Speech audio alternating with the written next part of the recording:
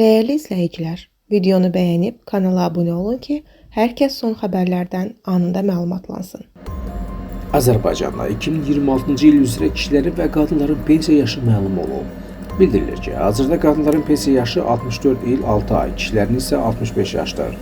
Gələn ilin iyulun 1-dən isə Azərbaycanda qadınların pensiya yaşı 65 olacaq. Kişilərin pensiya yaşı dəyişməyəcək.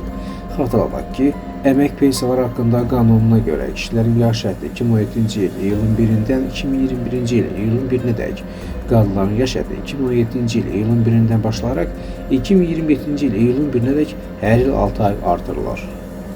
İmişlidə 56 yaşlı keçmiş məhkum dəm qazından boğularaq ölüb. Hadisə rayonunun Çahar kəndində baş verib.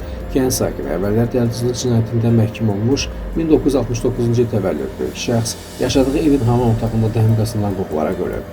Faktla bağlı araşdırma aparılır. Allah rəhmət etsin, yaxınlarına, əzizlərinə səbir diləyirik.